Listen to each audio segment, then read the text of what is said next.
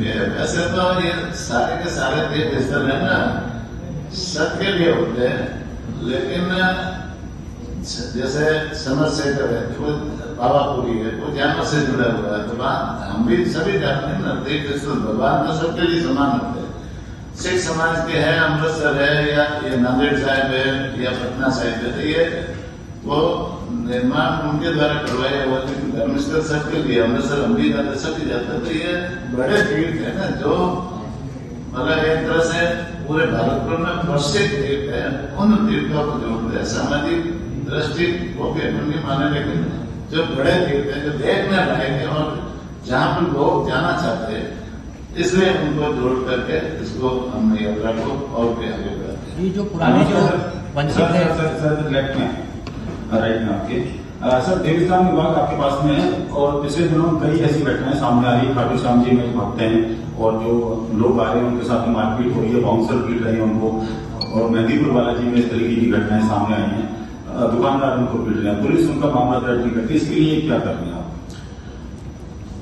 देवस्थान में जैसे आजकल यात्रियों की संख्या बढ़ रही है, लोग ज्यादा से ज्यादा बड़े तीर्थों पर तीर्थ यात्रा करने जाना चाहते हैं, और जहां जब भी यात्रियों की संख्या बढ़ती है वहां पर हमारी सरकार पूरी मॉनिटरिंग रखती है, वहां के प्रशासन को पूरा निर्देश देती है कि वहां पर व्यवस्था पूरी साफ तरीके से हो, वहां पर यात्रियों को किसी तरीके से तकलीफ नहीं हो, भीड़ नहीं उमड़े, उनको लाइन में क्रमबद्ध तरीके से ऐसी व्यवस्था हो कि वो क्रमबद्ध तरीके से जाकर के आराम से दर्शन करके वापस निकल सके।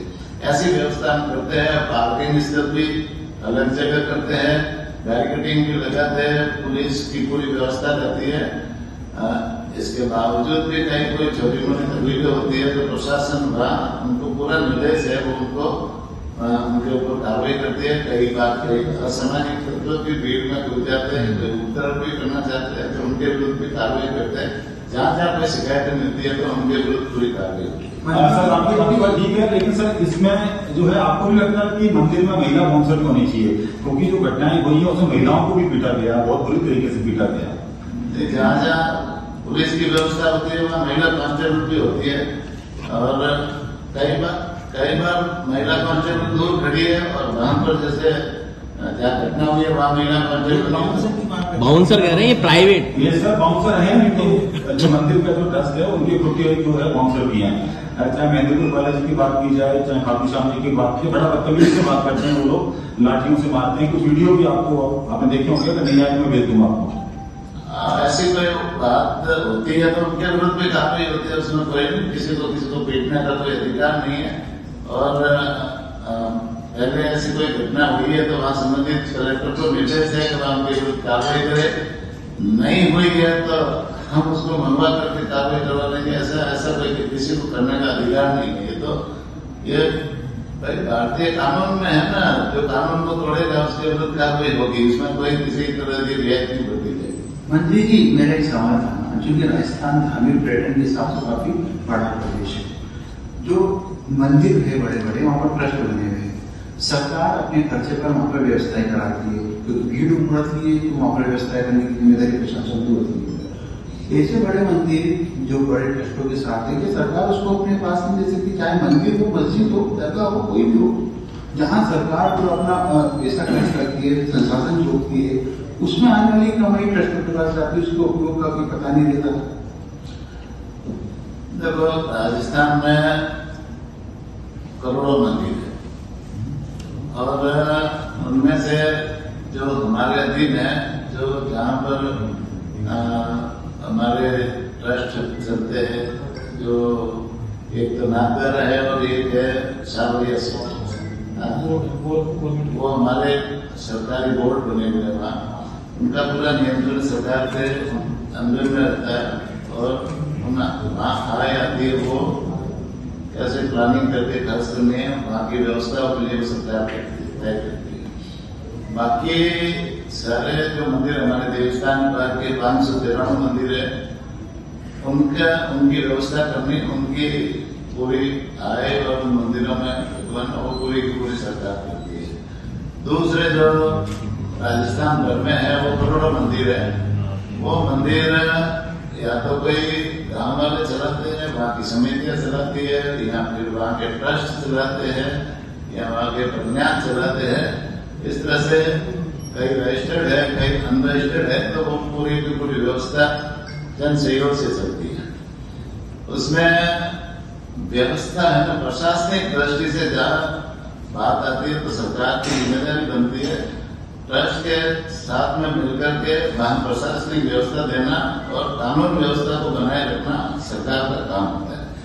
बाकी आय व्यय और उनका खर्च करना, बाकी मंदिर की व्यवस्था करना, वो ट्रस्ट और प्रन्यास को खुद अपने स्तर पर करते हैं। लेकिन कानून व्यवस्था की बात है वो पूरा सरकार की जिम्मेदारी होती है, इसलिए सरकार उनके साथ में मिलकर के व्यवस्था कराती है। सर, वरिष्ठ नागरिक साहब में सहयोगी जो जाएंगे उनके लिए कुछ पात्रता या कुछ ऐसा? वरिष्ठ नागरिक तीर्थ यात्रा में वैसे तो हमारे पूरे अधिकारियों की टीम रहती है, पूरे हमारी सेवा करने वाले लोग पूरी सूची तरीके से जाती है, उन साथ में जाकर के उनकी सेवा करती है। और वैसे और कोई सहयोगी की जरूरत पड़ेगी तो जिन्हें देखेंगे। बुलवा दो आप। परिवार के सदस्य इसमें नियम बने हुए हैं। नियम के अंतर्गत ये है कि कोई अगर किसी के पास कोई जीवन साथी जा रहा है और उनकी दोनों की आयु 75 साल से अधिक है तो फिर रूप में सहायक ले सकता है, या फिर कोई एक व्यक्ति दिव्यांग है उनके साथ सहायक जा सकते हैं, या जिनकी आयु अगर 60 साल से कम है वो यात्रा कर रहे हैं और किसी 60 साल के साथ जाना चाह रहे हैं, जीवन साथी की उम्र कम होती है तब भी वो सहायक बन सकते हैं। तो इस प्रकार की अलग अलग सुविधाएं रखी जाती है। मुख्य रूप से 2 ही चीजें आता है, एक यदि वो दिव्यांग है और एक एज से ज्यादा होगी तो दोनों ही स्थितियों में सहयोगी की भूमिका के लिए हम लोग रहते हैं। और फिर एक्स्ट्रा रूप में हमारे विभागीय पर्यवेक्षक और सहयोगी तो रहते ही हैं। सर, वो परिवार का सदस्य होगा या फिर कोई अन्य सहयोगी को मिल सकता है?